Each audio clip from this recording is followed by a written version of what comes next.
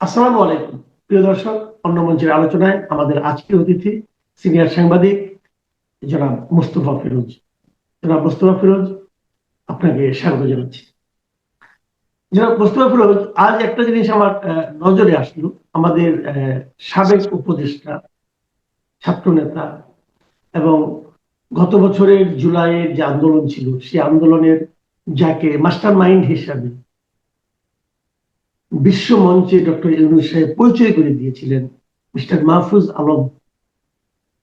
উনি বেশ কিছুদিন উপদেষ্টা ছিলেন এবং তথ্য মন্ত্রণালয়ের দায়িত্বে ছিলেন, যে তথ্য মন্ত্রণালয়ের সঙ্গে কোনো না কোনো ভাবে দূর দূরান্ত দিয়ে হলেও আমরা সম্পর্কিত।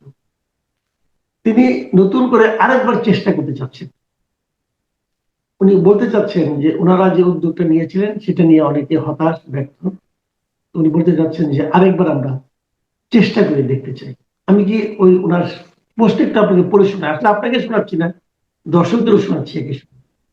তিনি লিখেছেন যে নতুন ভাবে কিছু করার কথা বলার পর গত 2 সপ্তাহে কয়েকশো ছাত্র ও নাগরিকদের সঙ্গে কথা হয়েছে, যারা নতুন রাজনৈতিক বন্দোবস্ত ও বিকল্প রাজনৈতিক শক্তির ব্যাপারে একসময় আশাবাদী ছিলেন। যাদের সাথে কথা হয়েছে তাদের মধ্যে এক ধরনের হতাশা ও আস্থাহীনতা দেখেছি, কিন্তু কথা শেষে আমরা এই সিদ্ধান্তে এসেছি যে আমরা সবাই আরেকবার চেষ্টা করে দেখতে চাই। তো এই যে তারা আরেকবার চেষ্টা করে দেখতে চায়, প্রত্যাশার ব্যাপারে আপনার অভিমতটা কি? এবং ওনাদের যতটুকু দেখেছেন এই যাবৎ এই গত কয়েক মাসে, সে দেখার পর ওনাদের যদি সেই নেতৃত্বে আরেকবার চেষ্টা হয়, সেটা সম্ভাব্য ফল নিয়ে আপনি কতটুকু আশাবাদী? এটা আমি মনে করি যে প্রস্তাবটা, উদ্যোগটা ভালো। এবং তুলনামূলকভাবে মাহফুজ আলমকে যেটা দেখেছি, আমার কাছে তাকে অত্যন্ত মেধাবী এবং মননশীল মনে হয়। এই কারণে যে আহ, আমরা তো ক্ষমতায় না গেলে, আসলে দায়িত্ব না পাইলে আমরা বুঝতে পারি না। তো আমরা তিনটা মুখ দেখলাম: নাহিদ ইসলাম, আহ আসিফ মাহমুদ সজীব ভুঁইয়া এবং মাহফুজ আলম। তিনটা মুখের মধ্যে আমার কাছে তুলনামূলকভাবে মেধাবী মনে হয়েছে মাহফুজ আলম। মাহফুজ আলমকে নিয়ে খুব বেশি বিতর্ক না, হালকা একটু বিতর্ক আছে। কিন্তু আসিফ মাহমুদ সজীব ভুঁইয়াকে নিয়ে অনেক বেশি বিতর্ক। নাহিদ ইসলামকে নিয়ে আর একটু কম বিতর্ক। কিন্তু আহ যেটা তার এই উদ্যোগ, আয়োজনটা কতখানি সফল হবে সেটা আমি জানি না। তবে একটা বাস্তবতা আছে, সেটা হলো সত্যি সত্যি একটা তরুণদেরকে নিয়ে মানুষ আহ একটা আশায় বুক বেঁধেছিল যে তারা হয়তো নতুন একটা রাজনীতি দিতে পারবে। সেই জায়গাটায় থেকে যখন কি মাহফুজ আলম কথা বলছেন, তখন আমি মনে করি যে এটা একটা বাস্তবতা আছে। এবং আহ এটা যদি সত্যিকার অর্থে তিনি শুরু করেন, আমি মনে করি যে কোন রাজনৈতিক দলে না যেও, এমপি না হয়েও একটা শক্তিশালী রাজনৈতিক অবস্থান গড়ে তুলতে পারবে। নাহিদ ইসলামরা যে ভুলটা করছে, সেই ভুল থেকে শিক্ষা নিয়েই মাহফুজ আলম চলতে চায়। সুতরাং তার এই চলার বিষয়টা আমি স্বাগত জানাই, এবং আমি মনে করি যে এটা বাস্তব উপযোগী এবং এটাই হওয়া উচিত। এবং তরুণদের কাছ থেকে কিন্তু আমরা এটাই আশা করছিলাম। আমরা তরুণদেরকে ক্ষমতায় দেখতে চাইনি। আমরা তরুণরা এমপি হোক সেটাও আমরা চাই না, মন্ত্রী হোক এটাও চাই না। আমরা মনে করি যে আগে রাজনীতিটা তৈরি করা, মানুষকে সম্পৃক্ত করা, তারপরে হলো ক্ষমতায় যাওয়া। আমি প্রস্তুত হওয়ার আগেই প্রচলিত এই ক্ষমতার বৃত্তের মধ্যে ঢুকলে সেটা যে আসলে মানুষকে হতাশ করে, সেটা তো প্রমাণ করে ফেলছে নাহিদ ইসলাম এবং আসিফ মাহমুদ সজীব ভুঁইয়া বা এনসিপির এই দলের পুরো প্রক্রিয়াটা। এটা মনে করেন আধা রাজনৈতিক দল, আধা হচ্ছে কি বলে এটা, রাজতন্ত্রের আহ যেটাকে বলা হয়, কি বললেন এটা, আহ ক্ষমতার বৃত্তে যখন কি একটা রাজনীতি হয়, এটাকে মানুষ তো ভালোভাবে দেখে না। তো এই ধরনের কিংস পার্টি, এই শব্দটাই আসলে বলতে চাচ্ছিলাম। এই কিংস পার্টির একটা রূপ আমরা ভিন্নভাবে দেখলাম, এবং খুব হতাশার সাথে আমরা দেখলাম যে যাদের কাছে এত সম্ভাবনা ছিল, সেই সম্ভাবনাটা নষ্ট করে দিয়ে তারা ক্ষমতার পিছনে দৌড়ালো। এমপি তো আসলে কিছু না, আসলে ক্ষমতা চায়। ক্ষমতা চাইলে তারা মনে করে যে পরিবর্তন করতে পারে। কিসের পরিবর্তন? ক্ষমতার বৃত্তের মধ্যে থেকে নিজেদেরকে সুরক্ষা দেয়া আর ক্ষমতার চর্চা করা, সেটাই তো। এবং এমন একটা বৃত্তে চলে গেল যেই বৃত্তের আর একটা রাজনৈতিক রূপ আছে, সেখানে তারা প্রধান রূপ না। আজকে দেখেন সিট বন্টনের মধ্য দিয়ে কি হলো, এনসিপির অবস্থান হচ্ছে তৃতীয়, প্রথম জামাতে ইসলাম, তারপরে অবস্থান হচ্ছে ইসলামী আন্দোলন, তারপরে হলো এনসিপি। মানে একে তো হলো জামাতের জোট, সেই জোটেও তাদের অবস্থান তৃতীয়। তো সেই বিবেচনায় যদি আবার সত্যি বিএনপির সঙ্গে জোট করতো তাহলে তাদের অবস্থান থাকতো কিন্তু আহ দ্বিতীয়। যদি 5টা আসনও পাইতো সেটা হয়তো তাদের অবস্থান দ্বিতীয়। তো যাই হোক, বোঝাই যাচ্ছিল যে এখন দিনে দিনে আস্তে আস্তে হয়তো পরিষ্কার হচ্ছে, উন্মোচিত হচ্ছে যে আহ মানে যে গর্ত থেকে তারা বেরোয় আসছে সেই গর্তে হয়তো তারা ঢুকছে। তো মাহফুজ আলমের এই আয়োজনটা, উদ্যোগটা আমার কাছে ভালো লাগছে। এবং সত্যি আমি অনুভব করি যে একটা তরুণ নেতৃত্ব দরকার। তরুণ নেতৃত্ব বলতে আবার ওই লেখাপড়া বাদ দিয়ে রাজনীতিতে আসো এটা না। তরুণ নেতৃত্ব, সেই তরুণ নেতৃত্ব মানে নতুন একটা নেতৃত্ব। সেই নেতৃত্বের বয়স হইতে হবে 16, 17, 18, 19, 20 বছর, তা না। সেটা 30 হইতে পারে, 40 হইতে পারে, 50 হইতে পারে। মানে নতুন রাজনীতির ধারা যেটা অনুপস্থিত, সেই ধারাটা মাহফুজ আলম ওয়েলকাম করছে। মাহফুজ আলম সাথে যদি কাস্টিং যারা, তারা যদি যুক্ত হয়, আমি মনে করি তরুণ সমাজ যেই ধাক্কাটা খেয়েছে, আমরাও যারা ধাক্কা খেয়েছি, আমাদের একটা নৈতিক সমর্থন পাবে যদি তাদের মধ্যে যদি সেই ত্যাগ, তিতিক্ষা এবং সঠিক বাস্তব ভিত্তিক পরিকল্পিত একটা রাজনীতি আমরা দেখতে পাই। যেমন আমরা দেখেন, আমরা গতকালকে আলোচনা করলাম আপনার সাথে, তারেক রহমানের কি আমরা পুরনো রাজনীতিটা পছন্দ করছি? করছি না। যেহেতু নতুন কথা বলছে, নতুন বাংলাদেশ বিনির্মাণের কথা বলছে, আমরা কিন্তু সেইটাকে পছন্দ করছি। আজকে যদি তার বক্তৃতার মধ্যে আমরা শুনতাম অর্ধেকটাই হচ্ছে হাসিনার বিরুদ্ধে বিষোদ্গার, বা জামাত ইসলামের বিরুদ্ধে বিষোদ্গার, অথবা প্রতিপক্ষের বিরুদ্ধে বিষোদ্গার, বা ফ্যাসিবাদের আস্থান উড়ায় দাও, জ্বালায় দাও, গুড়ায় দাও, এই সমস্ত যদি মানে হুমকি ধামকি মূলক কথাবার্তা শুনতাম, আমরা কিন্তু হতাশ হতাম। আমরা অনুপ্রাণিত হচ্ছি। এইরকম ধারা পুরনো পুরনো রাজনৈতিক দলও নতুন ধারায় রূপান্তর করতে পারে। তার সাথে যদি আবার নতুন রাজনৈতিক ধারাও যুক্ত হয়, তাহলে কি হবে? তাহলে গণতন্ত্র শক্তিশালী হবে এবং মানুষের স্কোপ থাকবে মানে বাছাই করা যে এই রাজনীতিটা সঠিক নাকি এই রাজনীতিটা সঠিক। এখন তো আমি পুরো বিভ্রান্তের মধ্যে আছি, কে সঠিক কে বেঠিক আমি তো বুঝতে পারছি না। সুতরাং আমি মনে করি যে একটা বিশাল শক্তি আছে, মানুষ একটা পরিবর্তন চায়, একটা নতুন রাজনীতি শুরু করতে চায়। সেই রাজনীতি যদি মাহফুজ আলমরা আগাইতে পারে, আমি মনে করি যে এইটা সমর্থন পাবে। নিঃসন্দেহে এটা ভালো একটা উদ্যোগ। আচ্ছা, একটা কথা আপনি আমাকে বলেন, এই যে মাহফুজ আলম, আসিফ মাহমুদ সজীব ভুঁইয়া অথবা নাহিদ ইসলাম, অথবা আমি যদি এনসিপির কথা ধরি, তাদের যেভাবে উত্থান, মানে ছাত্ররা একটা নির্দিষ্ট কজে, নির্দিষ্ট একটা কারণে আন্দোলন করেছিল, সে আন্দোলন থেকে তারা রাজনীতিতে আসলো। আমরা কিন্তু ঠিক এরই একটা রেপ্লিকা আমরা দেখতে পেয়েছি কয়েক বছর আগে, যে তখন একটা আন্দোলন ছিল, আন্দোলন থেকে উঠে আসলো এই নুরুল হক নূর, তারপরে আপনার রাশেদ খান, এরা তারা এসে গণ অধিকার পরিষদ নামে একটা রাজনৈতিক দল করলো। সেই দলের পরিণতিও কিন্তু আমার কাছে এনসিপির মতোই মনে হচ্ছে, বরং এনসিপির চেয়ে তারা একটু ভালো। ওইখান থেকে অর্ধেককে পাঠাই দিয়েছে, জেনারেল সেক্রেটারিকে পাঠাই দিয়েছে বিএনপিতে। সে বিএনপিতে যোগ দিয়েছে ধানের শীষ পাওয়ার জন্য। দলীয় আদর্শ না কি আদর্শ বুঝতে পারলাম না, একটা দলের সাধারণ সম্পাদক ধানের শীষ পাওয়ার জন্য অন্য একটা দলে যোগ দেয়, এবং সেটা আবার দলের সভাপতি অনুমোদন করে। অনুমোদন করে সভাপতি বলতেছে এটা নাকি তাদের নির্বাচনী কৌশল। ঠিক আছে, কৌশল। এখন এটা দেখে কিনা ছোট ভাইয়েরা পুরো দলবল নিয়ে জোটে যেয়ে যোগ দিল তো জামাতের সঙ্গে, যে জামাতের সঙ্গে তাদের রাজনৈতিক বিরোধের কথা তারা নিজেরাই উচ্চারণ করেছে বহুবার। যদিও আমরা অনেকে আবার সন্দেহ করছি এটা জামাতেরই সন্তানের মতো। জামাতের জেনারেল সেক্রেটারিকে আমরা দেখেছি বলতে যে জন্ম নিয়ে বাপের সঙ্গে লাগতে এসো না। তখন একটা মানুষ আমাদেরকে চিন্তা ছিল যে জন্ম বাপ এই সমস্ত কথাবার্তা বলে বোধ তারা ওই দিকেই যাচ্ছে। তো এখন আমরা দেখলাম না, ঠিকই বাপের আঁচলের নিচে তারা চলে গেছে। তো আপনি যে আশাটা একটু আগে ব্যক্ত করলেন যে তরুণদের কাছ থেকে কিছু আশা আমরা করতে পারি, নতুন কিছু, তো নতুন দুইটা এক্সপেরিমেন্ট তো ফেল করলো বলতে মনে হয়। আবার কি এক্সপেরিমেন্ট আপনি আশা করতেছেন? যেহেতু একটা রাজনৈতিক বাস্তবতা আছে, আপনি আমি সহ অনেকেই কিন্তু আমরা অনুভব করি যে নতুন ধারা রাজনীতি হওয়া উচিত এবং আরো বেশি বেশি সংখ্যায় আসা উচিত। যেহেতু আমরা ডেমোক্রেসিতে বিশ্বাস করি, ডেমোক্রেসি তো একটা ওয়ান সাইডেড হইতে পারে না। ডেমোক্রেসি হবে বহুমুখী। আমার অপশন থাকতে হবে যে এটা ভালো না, এটা এটা না এইটা। আমার অপশন গুলো যদি না থাকে এবং সবগুলো অপশন যদি থাকে ওই ঘুরে ফিরে এমপি হওয়া, ক্ষমতা ভোগ করা, তাহলে তো আর এটা রাজনীতি হলো না। রাজনীতিটা তো মানে ক্ষমতাটা কেন, ক্ষমতাটা হলো সেবার জন্য।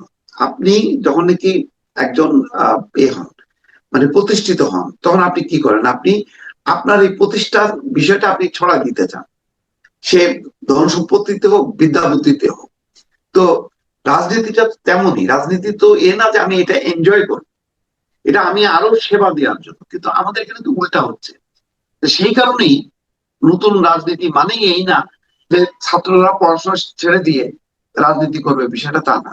নতুন রাজনীতি, এবং সেখানে যদি তরুণদের মেধাটা, যেহেতু তারা দেশকে অনেক কিছু কন্ট্রিবিউট করতে চায় এবং তাদের চিন্তা শক্তিটা অনেক ধারালো হয়। কারণ আমরা ধরেন আমাদের চিন্তা শক্তির একটা বন্ধত্ব হয়ে গেছে বলে মানে ধারণা করি। সেখানে তরুণরা অনেক কিছু অপশন থাকতে পারে, অনেক চিন্তা তারা মাথার মধ্যে অ্যাবজর্ব করতে পারে। তো সুতরাং তাদের কাছ থেকে একটা নতুন রাজনীতি প্রত্যাশা করি। কিন্তু যেটা আপনি উদাহরণ দিলেন, এটা সত্যি। আমরা তো এই হতাশার মধ্যে আছি বলি তো বারবার বলি যে তাহলে নতুন রাজনীতির দরকার। তাহলে তো বলতাম যে একটা আমাদের গণ অধিকার পরিষদ ভালো না এনসিপি ভালো, আমরা এটা নিয়ে বিতর্ক করতাম।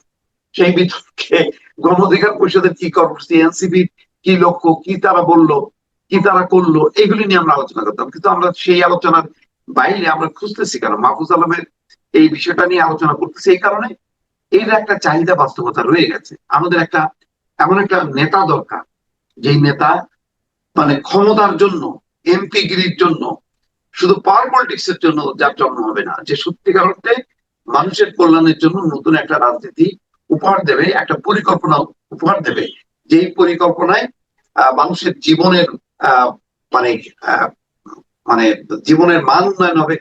সে জ্ঞান ভিত্তিক একটা রাষ্ট্রের মধ্যে যাতে প্রবেশ করতে পারে। তো সেই জায়গাটা যেহেতু অভাব আছে বলেই মাহফুজ আলমের এই আহ্বানটাকে আমি খুব যৌক্তিক মনে করছি। আপনি আশাবাদী মানুষ, আপনার আশাবাদ পূর্ণতা লাভ করুক, এটা চাই। কিন্তু আমি নিজে কিন্তু আশাবাদী একেবারেই না, একেবারেই না। এই কারণে যে উনি তো পরীক্ষিত, উনি তো পরীক্ষিত। কারণ উনি বেশ কয়েক মাস একটা মন্ত্রণালয়ের দায়িত্বে ছিলেন। এই মন্ত্রণালয়টা আগে যেভাবে চলতো তার চেয়ে কি উনি 1 ইঞ্চি পর্যন্ত সরাতে পেরেছেন? 1 ইঞ্চি? উনি কি একটা কাজ করতে পেরেছেন এই দায়িত্ব পাওয়ার পর, যে কাজটা দেখে আমরা মনে করতে পারি যে উনি চেষ্টা করেছেন? একটা সিঙ্গেল আমি দেখিনি। আমি উনি কিন্তু না আমি প্রথমে বলেছেন জি বলেন বলেন।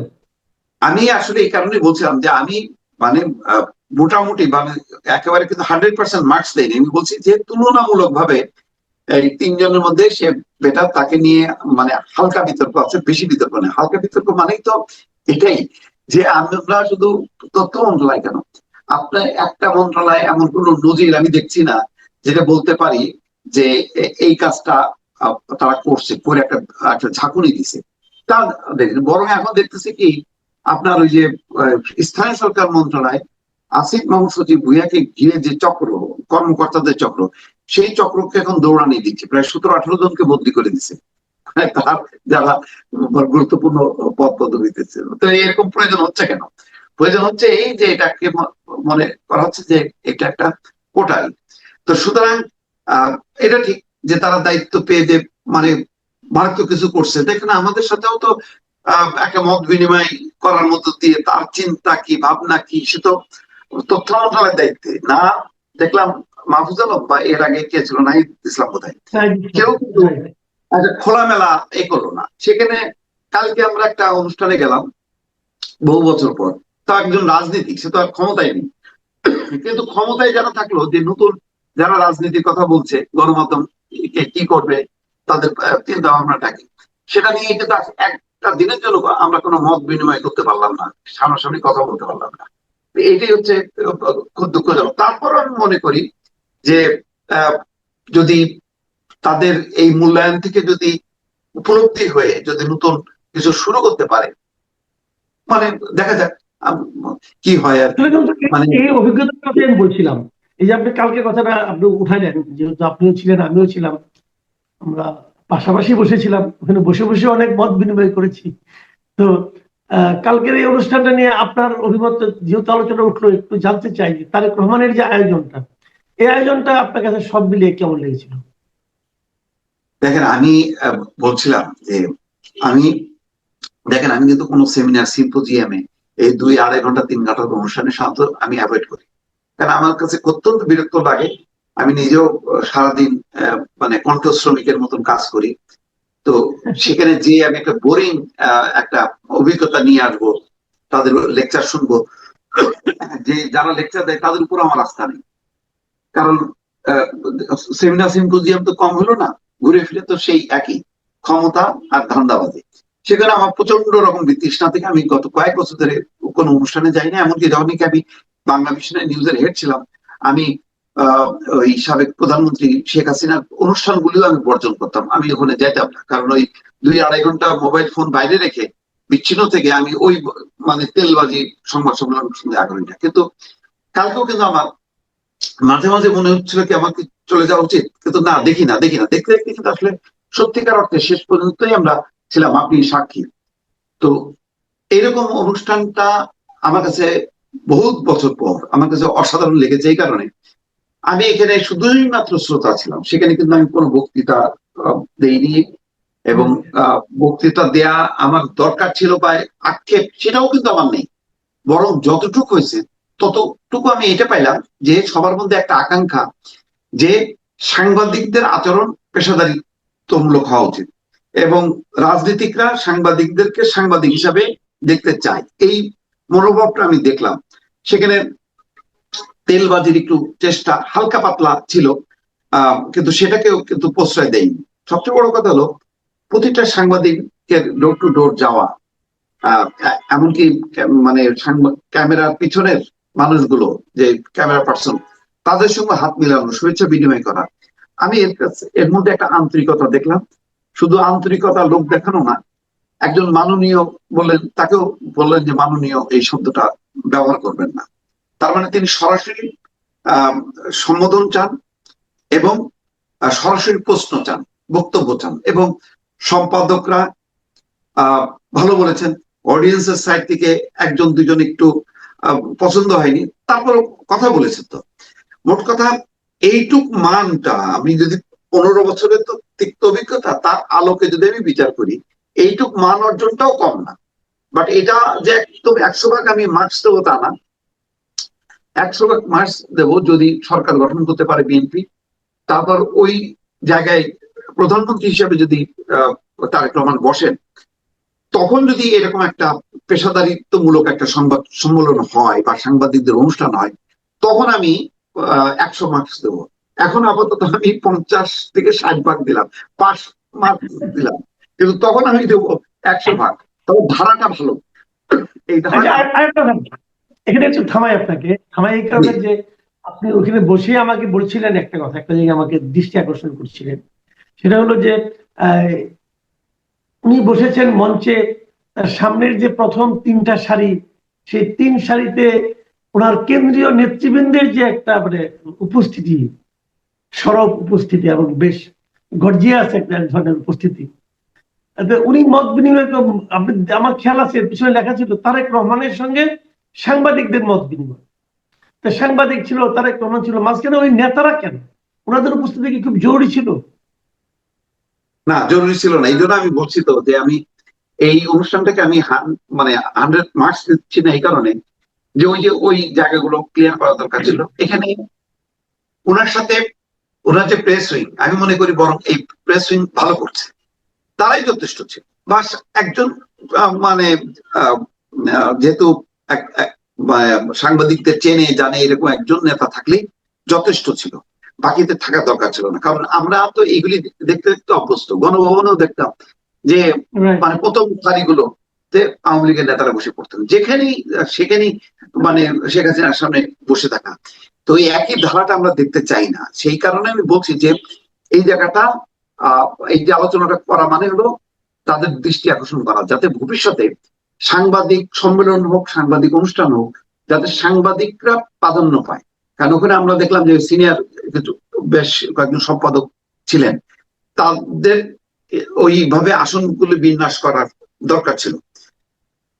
তো যেহেতু এটা সাংবাদিকদের, সুতরাং এখানে সম্পাদক সাংবাদিক সব একসাথে ছিল। কিন্তু ভবিষ্যতে যখন প্রেস কনফারেন্স করবে, তখন যেন যারা মানে কথা প্রশ্ন করবে, লিখবে, বলবে, তারা যেন প্রায়োরিটি পায়। ওই চেয়ারের সামনে বসে তারেক রহমানের দৃষ্টি আকর্ষণ করা বা ক্যামেরার ফোকাস গুলো যেহেতু সামনের সারির দিকে থাকে, ওই প্রতিযোগিতা যাতে না হয়। সুতরাং আরেকটু, আমি এই জন্য প্রথম বলে আমি বেশি আলোচনা করছি না। এই ত্রুটি বিচ্যুতি গুলো যদি মানে দূর করা হয়, তাহলে আমি মনে করি যে সরকারের সাথে, দলের সাথে সাংবাদিকদের যে সম্পর্কটা হবে, সেই সম্পর্কটা শত্রুতামূলক হবে না, পারস্পরিক বন্ধুত্বমূলক হবে। এবং যেটা তারেক রহমান যেটা আহ্বান করছে যে আপনারা এমন সমালোচনা করেন, যে সমালোচনার মধ্য দিয়ে আমরা আমাদের মানে উন্নয়নকে, আমাদের রাজনৈতিক লক্ষ্য পরিকল্পনা গুলোকে যাতে আমরা বাস্তবায়ন করতে পারি। বিষয়টা তো তাই। তো আমরা সমালোচনা করি কেন? সরকারের ভালোর জন্য। আমরা তো সরকারকে পতনের জন্য উড়াই দাও, ফেলাই দাও, উল্টাই দাও, সেজন্য তো করি না। এটা শেখ হাসিনার সময়ও আমরা কিন্তু ওই কথাটাই বলতাম, যে আমরা আলোচনা করি কেন? ভোট যাতে ভালো হয়, সবার অংশগ্রহণে হয়, যাতে এই একটা কার্যকর পার্লামেন্ট গঠিত হয়, সেই লক্ষ্যে আমরা তো মানে আমাদের ওই লক্ষ্য ছিল না যে শেখ হাসিনাকে উল্টাই দাও, ফেলাই দাও। সে সংশোধন হয়নি। যদি সংশোধন হইতো তাহলে তো আজকের এই পরিণতি হতো না। তো আগামী দিনের এখন যারা রাজনীতি, তাদের ক্ষেত্রে আমাদের ওই একই বক্তব্য, যে আমরা সরকারের পতনের জন্য কাজ করি না, আমরা কারেকশন গুলো, ত্রুটিগুলি, ওই যে ফোর্থ স্টেট বলা হয় কেন, যে আমরা ওই আইনায় তাদের ভুল ত্রুটিগুলি দেখাই দিতে চাই, সমালোচনা করতে চাই। সমালোচনা মানে শত্রুতা না। আপনি বলেন না আমাকে, দেখবে আপনার কিন্তু এটা ভালো লাগে না, আমি বলি আপনি এই কথাগুলি বলা ঠিক হয়নি, তার মানে এগুলি তো সমালোচনা। তো যখন এই রাজনীতির প্রেক্ষিতে আমরা বলি, তখন আমরা এই সমালোচনা, যেমন আপনি বলেন এত কিছুর মধ্যে প্রশংসাটাই তো করতে পারতাম, কিন্তু কেন বলছি যে এটা দেখতে সুন্দর হইলো না। একজন সাংবাদিক, সে বিটের হোক, যাই হোক না কেন, এইভাবে বলতে পারেন, আপনি চুপ থাকেন, এই আচরণটাও নিন্দনীয়। প্রশ্নটাও সাংবাদিকদের মধ্যে থেকে পেশাদারিত্ব থাকবে। পেশাদারিত্বটা শুধু রাজনীতিকরা দেখাবেন তা তো না। আমি যদি নিজেদের মানে কি মানে চাটুকারিতা উড়াই দেই, তখন রাজনীতিকরা তো মানে তাদেরকে তো আমি খারাপ করতেছি। তাদেরকে দেখেন, শেখ হাসিনারও তো এক সময় ছিল প্রশ্নের প্রশ্ন ভিত্তিক সংবাদ সম্মেলন, কিন্তু পরে এটা হয়ে গেল প্রশংসা ভিত্তিক সংবাদ সম্মেলন। আগে ছিল না এক সময় প্রশ্ন, উনি প্রশ্ন নিতেন, বলতেন, কিন্তু পরে হয়ে গেল প্রশংসা নিতেন। তারপর উনি হা করে তাকে দেখতে বলতেন যে প্রশ্ন কোথায়। উনিও প্রশ্ন খুঁজতেন, প্রশ্ন পাইতেন না, শুধু প্রশংসাই পাইতেন। ও যখন আহ্বান করতো যে প্রশ্ন কোথায়, তখনও আবার প্রশ্নের নামে যা বলতো সেটাও আবার প্রশংসা। মানে এইরকম একটা ভয়াল পরিস্থিতি থেকে আসতে গেলে আমাদের আবার প্রশ্ন ভিত্তিক সংবাদ সম্মেলনে ফিরে যেতে হবে। তাইলে সরকার ঠিক থাকবে, রাজনৈতিক দলগুলো ঠিক থাকবে। জি, আমার অনুষ্ঠান আমরা শেষই করবো। খালি ছোট্ট এই আপনার এই শেষ কথা থেকে আরেকটা ছোট্ট প্রশ্ন করতে চাই, আপনি ছোট্ট করে জবাব দেন, 1 মিনিটে জবাব দেন। এই যে একজন সাংবাদিক হিসাবে সরকার পরিচালনা যিনি থাকেন, অথবা যারা সরকার পরিচালনা করতে যান, অথবা যারা সরকার পরিচালনা করতে চান, এই সমস্ত রাজনৈতিক নেতৃবৃন্দ, তাদের কাছে যে আপনি প্রশ্ন করার যে একটা আকাঙ্ক্ষা আপনার মধ্যে আছে এবং তাদের কাছে একটা জবাব যে আপনি চান, আমাদের এখানে তো এখন একজন অন্তর্বর্তী সরকার আছেন যিনি আন্তর্জাতিক অঙ্গনে বিশাল জনপ্রিয় এবং পরিচিত। এখনো একটাও প্রেস কনফারেন্স করলেন না উনি, 1.5 বছরের মাথায় হয়ে গেল। উনি খালি মাঝে মাঝে বাণী দেন, ভাষণ দেন জাতির উদ্দেশ্যে, কিন্তু উনি কোনো প্রশ্ন করার সুযোগ দিচ্ছেন না সাংবাদিকদের। ওনার পরিচিত 2-1 জনকে ডেকে ডেকে হয়তো বলেন, এর বাইরে কিছু না। এটাকে আপনি কিভাবে দেখছেন? আপনি কি হ্যাপি? এটা শেষ লগ্নে আমি আর এগোতে চাই না, কারণ এটা আমার একটা চূড়ান্ত হতাশা জায়গা। আল্লাহ রসের নির্বাচনটা যদি পারলে আরো আগে নিয়ে দিয়ে যদি দেন, আমি মনে করি আলহামদুলিল্লাহ ওই সংবাদ সম্মেলন ডাকারও দরকার নেই, আমার প্রশ্ন করারও ইচ্ছা নেই। কি বলবো, এটা তো মানে আহ, কি মানে মনে করলাম আর কি হইলো আমি এখন এটা মিলাইতে পারি না। একটা 1-1.5 বছর ঘোরের মধ্যে থাকলাম আসলে, সত্যি কথা বলতে কি।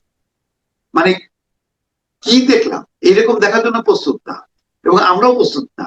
আমরা বলি যে একটা অভ্যুত্থান হয়েছে, বিপ্লব হয়েছে, আসলে তো এক ফ্যাসিবাদের বদলে আরেক ফ্যাসিবাদ প্রতিষ্ঠিত হয়েছে। কিসের আপনার বিপ্লব? আপনি এখন আরেক আপনি মবক্রেসি তৈরি হয়েছে, সেই মবক্রেসি মানে তো ফ্যাসিজম। তো তো মানে এটা হইল, এটা বলেন তো। সেজন্য আমি বলি যে এখন আমার আর কোনো প্রত্যাশা নেই, এবং এটা নিয়ে আর উনি সংবাদ সম্মেলন আর সময়ও নেই। উনি ডেকে আর কারেকশন করারও দরকার নেই, যতটুকু করছে ভালো মতন, অন্তত একটা ভালো একটা নির্বাচন দিয়ে যেতে পারলে আমি থ্যাঙ্কস জানাবো। আমি আর নিন্দা করতে চাই না, ধন্যবাদ জানাতে চাই। মানে যদি ভালো একটা নির্বাচন করতে পারে। তাহলে আর কিছু চান না, কেবল মাপ চান? মাপ চাই, ভিক্ষা চাই না, কুত্তা সামলা, এই হলো পরিস্থিতি আমরা। অনেক ধন্যবাদ জনাব মোস্তফা ফিরোজ। প্রিয় দর্শক, আপনারা মোস্তফা ফিরোজের কথা শুনলেন, আশা করি আপনাদের ভালো লেগেছে। আগামীতে আবার কথা হবে। সবাই ভালো থাকবেন। আল্লাহ হাফেজ।